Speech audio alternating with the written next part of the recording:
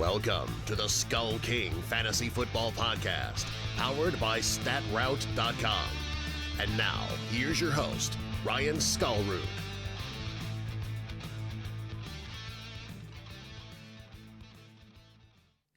Hello and welcome to another episode of the SkullKing Fantasy Football Podcast. My name is Ryan Skullroot. I am your host.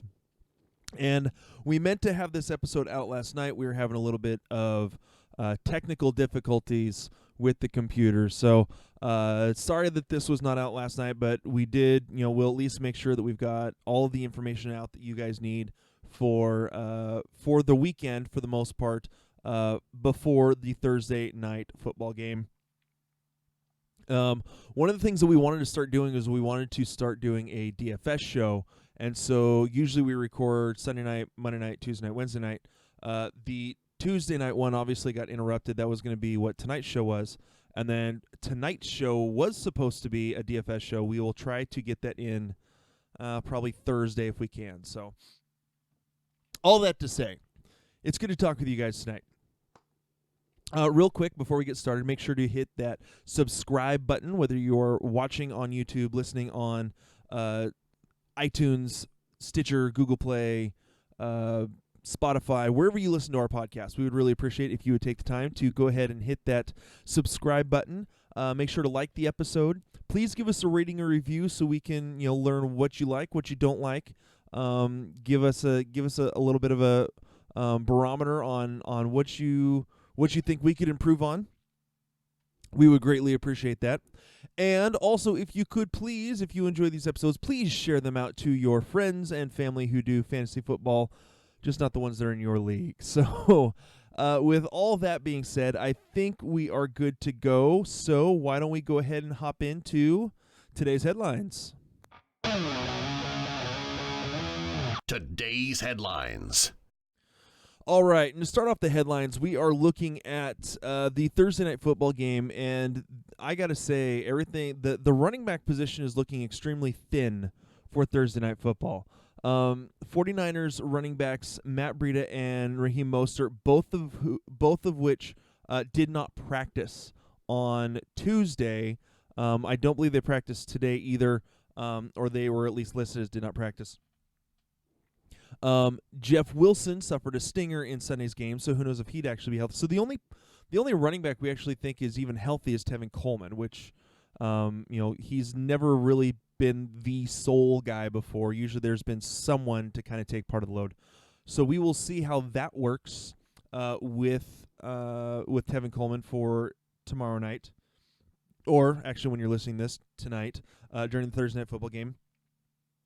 The other one to look at in terms of the Thursday night football game is the fact that Chase Edmonds has already been is already out. They've already made that announcement.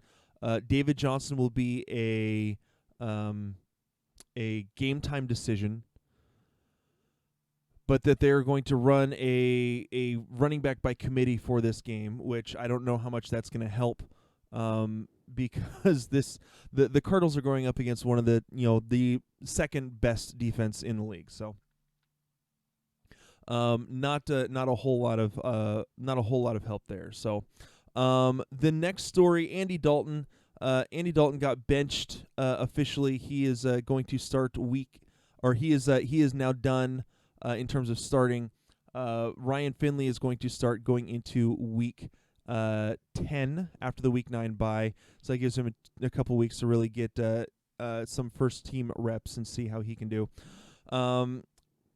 Unfortunately, Andy Dalton actually found out about that on his birthday, which really sucks. So, moving on, our next story, James Conner, as of right now, is expected to be a game time decision. However, he did not practice today. Jalen Samuels, however, did get in a full practice, so it's looking more and more likely that Jalen Samuels is going to be the running back to run with in the game against the Colts. His ability to catch ball out of the backfield and able to run the ball helps his abilities and helps his fantasy value for this game. Even though the Colts are pretty good against running backs, I still believe in Samuel's ability and everything that he can do, not only running the ball but catching it out of the backfield. So the next story we wanted to look at, Brandin Cooks is going to see a specialist for concussions after he received a second concussion in a month. What Sean McVay said on a conference call with reporters is that Brandin Cooks was placed into concussion protocol for the second time in a month, but McVay says he's quickly asymptomatic. They want to find out what exactly is going on. So while he is out, I believe that Josh Reynolds is definitely he is a flex type play because of how much the Rams run through wide receivers. Now I understand that they have not been as potent as they were last year in this offense, and really the only potent one in this offense right now is Cooper Kupp. That being said, I think that Josh Reynolds could provide flex appeal. Obviously not this week because the Rams are on a bye, but from week 10 on, if Brandin Cooks misses time. So that is definitely something to watch. A couple other things to look at. Drew Lock has officially been medically cleared to come off of IR. In the last couple days, the Patriots and the Falcons have both released their kickers. Jags placed Marquise Lee on IR with a shoulder injury. And got a couple more things here. Devontae Adams ran routes faster today at practice than he did in the last week, so with no helmets for everyone. So it looks like he may be getting ready to play this next week, which I think would be a boost, obviously, to Aaron Rodgers. Not that he's needed much of one, throwing the ball out of the backfield to Aaron Jones. Multiple Redskins players have started to sound like Dwayne Haskins will be making his first start on Sunday. Could be just an indication of what they saw in practice today, which will completely change tomorrow. But they're preparing as if it's happening. It looks like that Dwayne Haskins has done well enough in practice. They feel like he is making enough strides forward to be the starter on Sunday. We will see. We'll wait until we find out more from the practice notes and everything on the next couple days to see whether or not he actually does get the start. If he does, unfortunately, that drops Terry McLaurin's stock. Even though they had great rapport at Ohio State, Haskins has just struggled getting the ball out and making accurate throws. So for me, unfortunately, Terry McLaurin would be a rough sell right now if Haskins does become the starting quarterback. So, and it looks like, going through my last little bit of notes, okay, it looks like that is it. So what we will go ahead and do now is we will go ahead and do our quick little commercial break, and then we will hop right into this week's game previews, starting with the Thursday Night Football game and going all the way through Sunday Night Football, giving our fantasy analysis of the week. Have your fantasy teams been struggling this year? Or perhaps you've been doing pretty well but want to put yourself over the top? Then make sure to visit our friends over at Finish First Fantasy Advisors. They are the premier one-on-one consulting firm that specializes in providing you with expert support to help guide you to the championship. You will be matched with one of their expert advisors to provide you with the season-long insight for your redraft, dynasty, or DFS formats. Their advisors will contact you weekly to answer all of your questions and provide you the needed information to get to the next level. Set up a free 15-minute consultation by emailing them at info@finishfirstfantasy.com or by visiting them at www.finishfirstfantasy.com. That's www.finishfirstfantasy.com. All right, we are back. Why don't we go ahead and hop into this week's game previews for Week 9 of the fantasy football season and of the NFL season. We're going to go over these games. It's hard to believe that we're already in the second half of fantasy season. And so why don't we go ahead and hop into this? We will start with the Thursday Night Football game. The 49ers at the Cardinals, starting with the 49ers. Jimmy Garoppolo and George Kittle have really cake matchups this week, going up against the defense in the Cardinals that gives up the most fantasy points to both quarterbacks and tight ends, while Garoppolo, for the most part, I have as a high-end quarterback 2, possibly a low-end quarterback 1. I have George Kittle as my number 1 tight end for this week in my rankings. So as far as the rest of the team goes, while Sanders does provide a boost to this passing offense, Deebo Samuel, they're using him in multiple ways. I still want to see more. I think it could be a good indication in this game to see what they do with Sanders, Deebo Samuel, Marquise Goodwin, and how they integrate all three of them along with George Kittle in the passing game. For the most part, this team has relied on the running game. And so, as far as Sanders I have him as a low-end wide receiver 2, high-end wide receiver 3, at least for now. Coleman should be in for a good game, especially if he's the only healthy running back. He should put up decent numbers against a struggling Cardinals defense. As far as the Cardinals go, there's no one I really like at all in terms of fantasy for this game. Really, if you can avoid the Cardinals in this Thursday night football game, I would. I understand some of you may have Murray as your only quarterback. The 49ers are the second best against quarterbacks in terms of giving up fantasy points. Second best to quarterbacks, third best to running backs, third best to wide receivers, and best against tight ends. It is going to be tough sledding for this Cardinals offense to really get anything going. On a personal note, I hope they do. I hope they beat the 49ers. I love seeing the 49ers get beat, especially as a Seahawks fan, as you can see from all the paraphernalia behind me. That being said, I think that the 49ers absolutely rock the Cardinals in this one. Kyler Murray is the best quote-unquote fantasy option I have in this one. I have as a mid quarterback 2 to high quarterback 2. I do not see him putting up really even low-end quarterback 1 numbers unless he manages somehow to escape this offense or defensive line to run a little bit. So moving on to the next game, the Texans versus the Jaguars. This game will be taking place in jolly old London town. Starting with the Texans, Watson is going up against a mediocre defense in terms of giving up fantasy points. Watson should be a top 10 quarterback in this game for your fantasy teams. I really can't trust the Duke and Carlos Hyde tandem in terms of running back production for fantasy. It's hard to tell who's going to get the workload. For the most part, they're doing a whole lot of passing. So Hopkins should still be in for a good game. Jalen Ramsey is no longer there, so that should still provide a decent amount of work for Watson and Hopkins. Kenny Stills, I think, can still provide some value, and DeAndre Carter. I think Stills is probably a flex play in 12-team leagues. DeAndre Carter, more of a flex play in 14 to 16-team leagues. As far as the tight ends go, it's kind of gone back and forth between Atkins and Fells. I think Fells is actually starting to emerge as the tight end of choice in this offense. So for that reason, I think I would prefer to have Fells. The Jaguars do give up the 12th most amount of fantasy points to the tight end position, so Fells could be a decent streaming option in this game. As far as the Jaguars go, the Texans, their defensive secondary bleeds points to quarterbacks and to wide receivers. They give up the second most amount of fantasy points to the wide receiver position, 7th most to the quarterbacks. So Minshew should have a good time throwing to DJ Chark, Westbrook, and Chris Conley.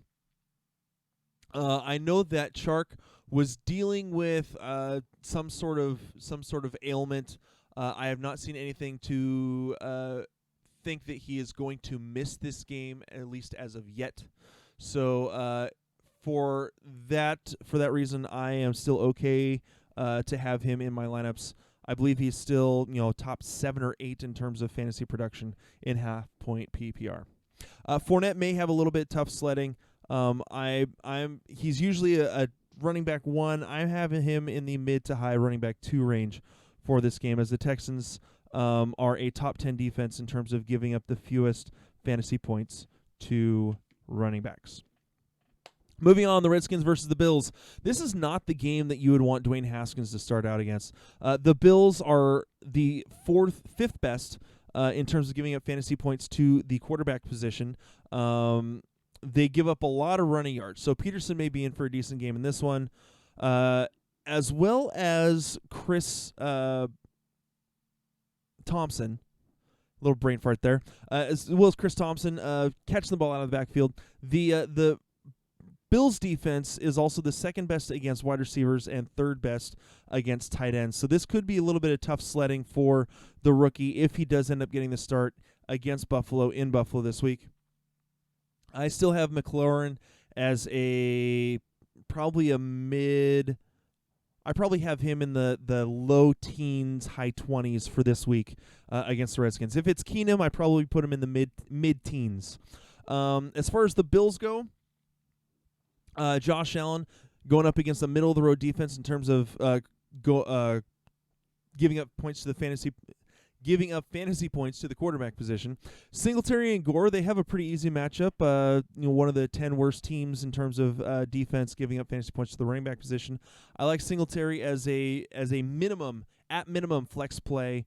I think he's a flex play in 10-team leagues. I think he's an RB2 in 12-team leagues. Gore, more of a flex play in 12-team leagues because of the fact that Singletary not only runs the ball but also catches the ball out of the backfield. John Brown and Beasley, they are going up against a weak defensive secondary that gives up the 10th most amount of points to the fantasy points to the wide receiver position. Both should be in for a solid game. I actually have Cole Beasley as one of my sleeper picks this week, especially in DFS lineups. I think that he could be a little bit of a steal and a value play for not so much in cash games, in cash games, not so much for tournament play. That's what I meant to say. And Dawson Knox, really waiting to see him actually have a really big game in terms of tight end production. The Redskins are middle of the road against tight ends, so for now, I'm still leaving Knox off of the fantasy radar.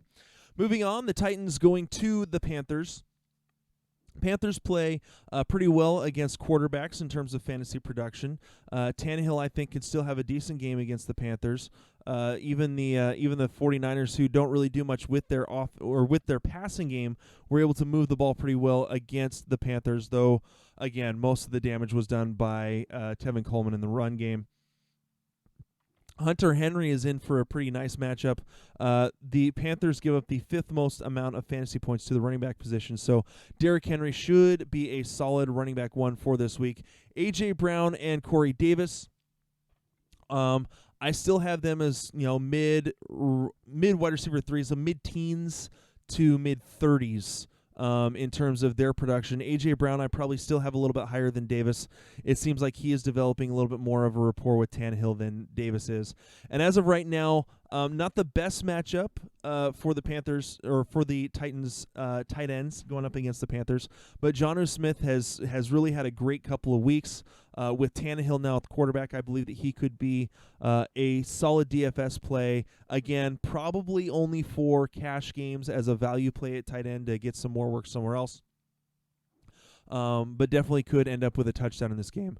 As far as the Panthers go, the Titans defense has been pretty solid against running backs and wide receivers. That being said, McCaffrey is still going to be a running back one. Even if I don't have him as a top 5 running back, I will have him like the 7 to 9 range, which is still top 10 running back. That's the lowest I'm going to go with him. Even last week when I thought he had a tough matchup against the 49ers, I still had him, I want to say, as running back 7. So, which I think he ended up being running back 5 or 6. So that being said, I think that McCaffrey is a starter no matter what. Moore and Samuel against this, like I said, against this Titans defense, top 10 in terms of giving up fantasy points, in terms of best teams and giving up fantasy points to the wide receiver position. They may struggle a little bit. Kyle Allen may struggle a little bit. I think Greg Olsen may put one in the end zone as the Titans struggle against the tight ends. Greg Olsen is a solid streaming. I believe he's still possibly a top 10 tight end. If he's not, he is definitely a on the streaming options for tight end this week. Moving on to the Vikings and the Chiefs, this could be a Vikings type of game. Cousins is in for a game where he's going up against a team that gives up the 10th most fantasy points to quarterbacks. Cook is going to run all over the place. He is one of my top 5 running backs for this week. The Chiefs bleed points, fantasy points to the running backs. It's a little bit tougher on the wide receivers in terms of what the Chiefs give up. I think that Diggs is still he's in that high-end wide receiver 2 conversation, not quite in the wide receiver 1 conversation. Thielen is still doing individual drills. We will need to watch to see if he's actually going to be available for the game against the Chiefs. And for right now, I'm still not a big believer in the Vikings. Tight ends, not enough consistent production for me to want to use either of them in fantasy as of this point. Matt Moore could be in for an okay game. The Vikings have struggled a little bit in the pass defense. That being said, he's got the weapons to get it done. So I think that Moore is a solid second quarterback in 2 quarterback leagues, but that's about it. McCoy and Williams, the Vikings are great against the run game, so I would have a hard time really using them as any more than a flex play in 12-team leagues. If you have other options, I would go with it. As far as the wide receivers go, Hill, Hardman, and Watkins. Hill is obviously a wide receiver 1. Hardman is more in that wide receiver 3 conversation, along with Watkins, until I see Watkins actually be healthy for long periods of time and put up, decent numbers other than just week 1. I still can't put him any higher than a wide receiver 3. Travis Kelce has a little bit of a tough matchup again against the Vikings. I still think that he is, at minimum, low-end tight end 1 production in this game. The Jets versus the Dolphins, I think the Jets get back on the right track and beat the Dolphins in this one. Darnold going up against team. The Dolphins give up the 4th most amount of fantasy points to the quarterback, 2nd most to running backs, 6th most to wide receivers, 19th most to the tight ends. So I believe that Darnold really gets back on track, throwing the ball to not only Bell, but also to Jamison Crowder. He's the one I have as the more likely to get a lot of production, consistent production, in terms of the Jets' offense now that Darnold is back. Anderson is hit or miss. He basically is all dependent on deep balls, which obviously the Dolphins showed that they could give up very easily in the Pittsburgh game. That being said, I still think I would take Crowder a little bit over Anderson. I think they both have wide receiver 2 upside for this week. Bell is a top 10 running back. Darnold, I think high-end quarterback 2, could put up quarterback 1 numbers. Again, it is the Dolphins defense, but I still have him as a high quarterback 2 for this week. Fitzpatrick, I'm still not using him in fantasy if I don't have to. Although the Jets do give up a fair amount of points, they're about middle of the road in terms of giving up points to the quarterback position. I could see Fitzpatrick putting up low-end or high-end quarterback 2 numbers this week. Walton and Ballage. Walton, I think, is the better option. Obviously, he is the one getting more work. The Jets do struggle a little bit against running backs. Walton is still a running back 3 at most for me right now, just because of how bad this Dolphins offense is. And the defense, they're going to be throwing the ball because they have no choice, because they'll get behind. Parker, Williams, and Wilson. The Jets give up the 9th most amount of fantasy points to the wide receiver position. So Devontae Parker and Preston Williams, I think, are obviously the more likely to get a whole lot of work. Williams actually leads the Dolphins in terms of target percentage. I believe around 25% of the targets have gone to Preston Williams. So he is the player I like most. Still, all of them are no higher than wide receiver 3 or 4. Moving on, the Bears versus the Eagles. Trubisky, mid to low quarterback 2 still. I know that the Eagles defense isn't great against quarterbacks. They give up the most amount of fantasy points to wide receivers, which is helpful. That being said, Trubisky still has not shown any consistency whatsoever this year. This has just been a bad year for the Bears, so I think we should just call them the Bad News Bears now. In terms of the running backs, Montgomery was finally allowed to do what everyone in the fantasy community who was high on David Montgomery said they should be doing. Will they continue to do that? Probably not. Probably not. I think the Montgomery should be continually just being fed the ball. I think that Cohen should be used more in the passing game, whether it be from the slot or out of the backfield. A-Rob, I think he's a wide receiver 2 for this game, mid to low wide receiver 2 for this game. Trey Burton, I still don't think is fantasy relevant. As far as the Eagles go, the Bears are pretty tough against quarterbacks. Wentz, I still think, can put up wide receiver 1 numbers. He is that good. He does have the running ability. The problem is that the Bears' backfield is giving up the third least amount of fantasy points to the wide receiver position, so it could be a little bit tough sledding for him. Although Ertz hopefully can get things going, and it's not just Dallas Goedert getting the ball. As of, we're getting to the point now soon where Dallas Goedert may start outscoring Ertz. Well, he's already been outscoring him on a regular basis. So Ertz I still have as a mid to low end tight end 1 just because of his ability, his proven track record, and eventually they got to start throwing him the ball anyways. As far as Jeffrey, wide receiver 3, Wentz again can put up wide receiver or quarterback 1 numbers. I'd have him on the low end of quarterback 1, more likely high end quarterback 2. Howard and Sanders are both low end running back 2, simply because we don't know who's going to be getting the ball the most. That kind of committee sucks for doing rankings.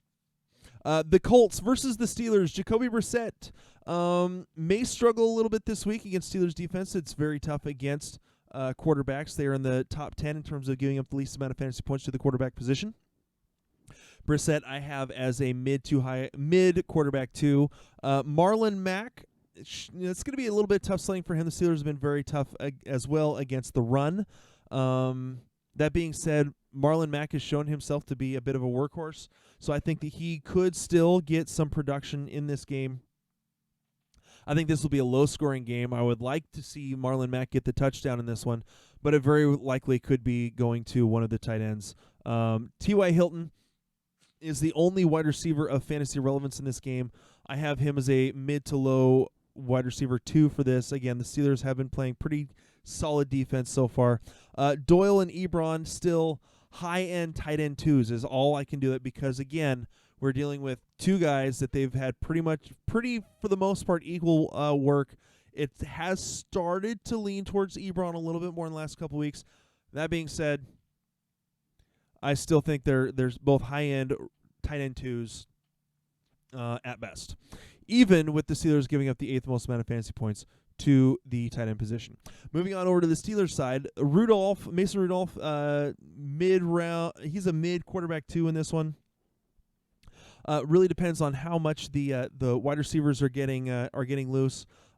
Samuels could have some tough sledding. The Colts are the 9th best team in terms of giving up fantasy points to the running back position. So Samuels I still have as a running back 2 because of his ability to catch the ball out of the backfield. Mason Rudolph has done a lot of dump-offs over the last little bit, so that could be very advantageous for Samuels and his effectiveness, especially in half-point and full-point PPR leagues. Juju showed that he still can be a top wide receiver in this league this last week. Granted, it was against the Dolphins. Juju I have as a wide receiver 2. Deontay Johnson I have as a wide receiver 3 with some upside. Vance McDonald I have as the highest ranked tight end in this game. With the Colts giving up the 7th most amount of fantasy points, I have McDonald as a low-end tight end 1. 5 more games to go. The Lions versus the Raiders. I believe, looking at it, I think I have the Lions winning this one. Stafford, looking at I think this is going to be a high-scoring game, to be completely honest. I think it's going to be very good for fantasy owners overall. Looking at the Raiders' defense, Stafford is going up against a team that gives up the 2nd most amount of fantasy points to the quarterback, 5th most to wide receiver, 3rd most to tight end. So Hawkinson may actually put up tight end 1 numbers this week for the first time since week 1.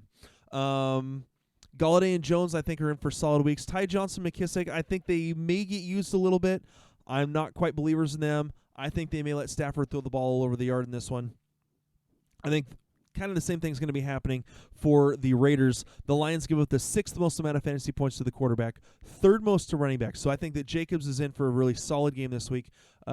Should put up, very well could put up running back 1 numbers. I have him, I believe, as a low-end running back 1 for this week.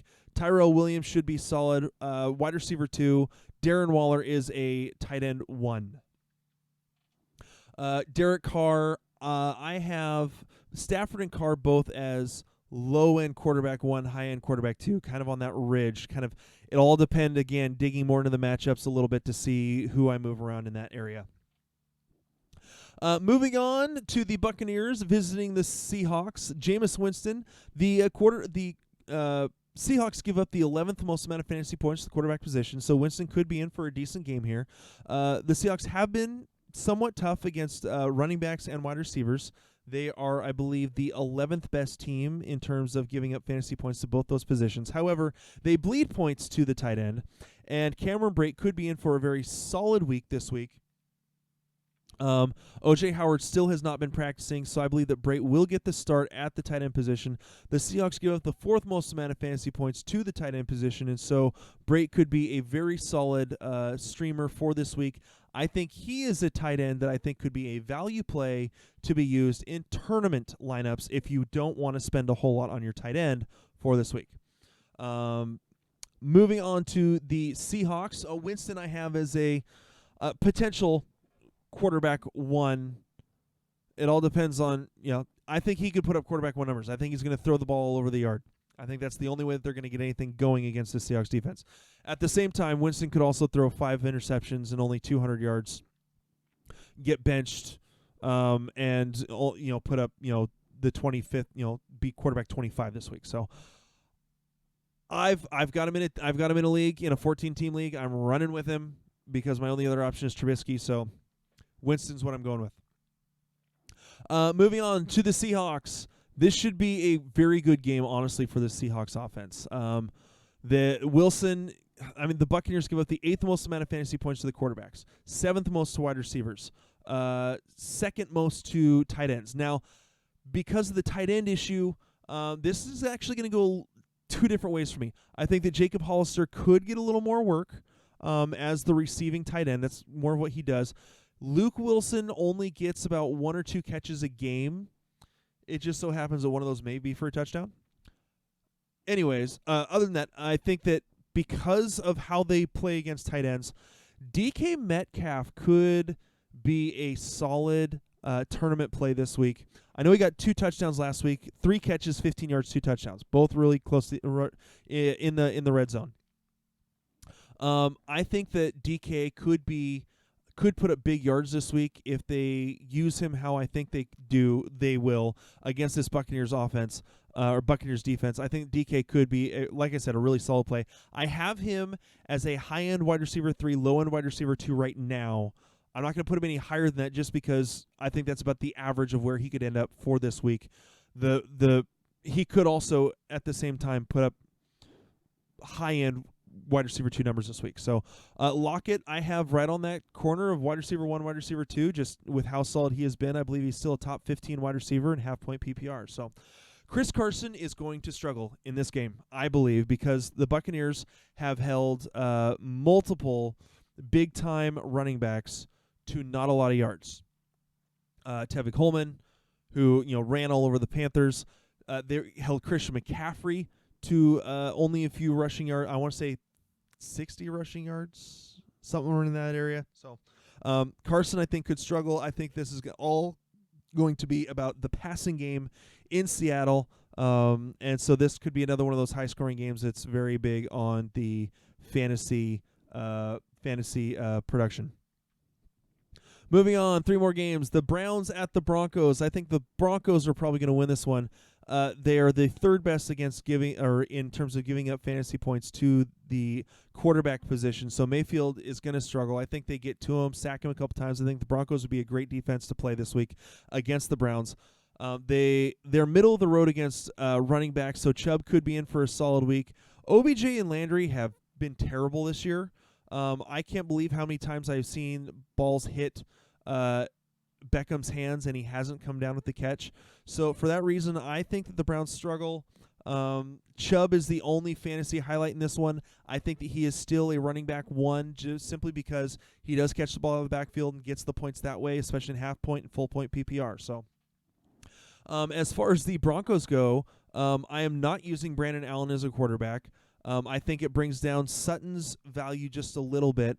Lindsey and Freeman should be in for good games. The Browns defense give up the 10th most amount of fantasy points to running backs. So Lindsey and Freeman should both be solid running back 2s for this week. Moving on, the Packers visiting the Chargers.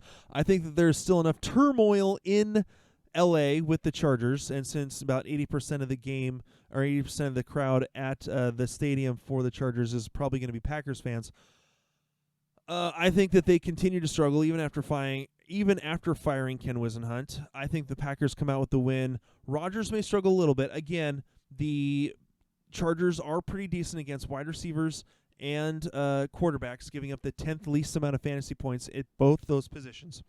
However, they struggle against running backs, so Aaron Jones could go off. I believe that Jamal Williams in 14-team leagues and higher is a flex play, possibly in 12-team leagues if you're dealing with bye weeks. But Aaron Jones is going to be probably a top 5 running back this week.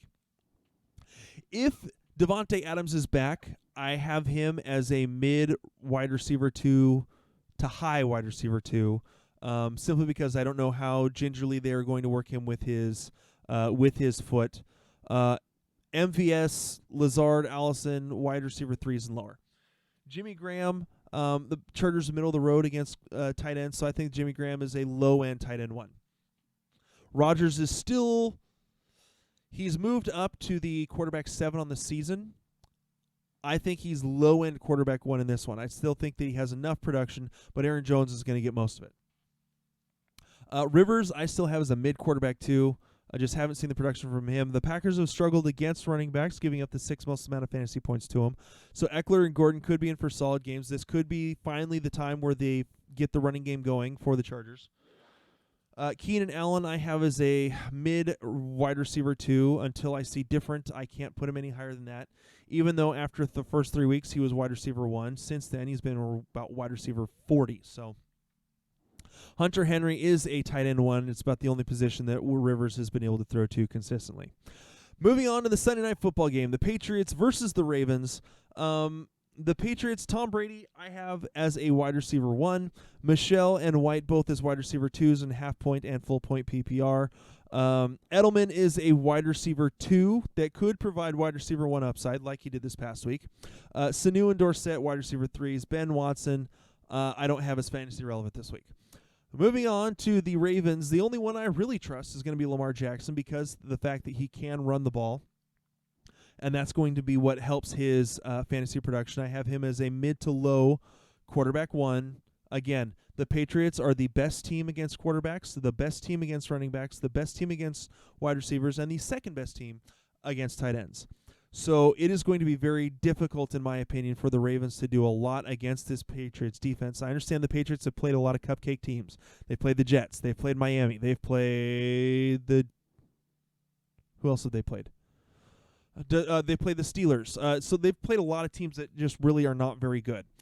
So that being said, I still think the Patriots are a solid defense, just seeing from what they've done, because they've absolutely continually demolished bad teams like they should.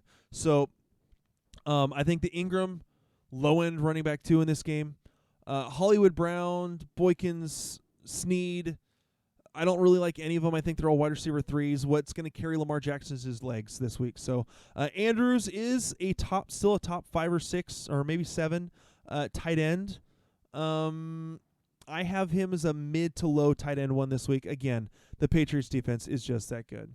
All right, well, that is it. I did it under 40 minutes. I want to thank you guys for taking the time to listen to the SkullKing Fantasy Football Podcast. Make sure, again, hit that subscribe button. We'll hope that you guys will join us. I'm going to try to get a DFS episode in this week. It'll probably be Saturday, just being honest. So thank you again so much for listening. My name is Ryan Skullrood. You've been listening to the SkullKing Fantasy Football Podcast, and we will talk to you later. Hey, SkullKing Nation. Thank you for listening to the SkullKing Football Podcast. Did you like this episode? If so, be sure to go to iTunes, Stitcher, Google Play, and YouTube to subscribe. Also, please leave us a rating and reviews to let us know how we can better help you rule your leagues.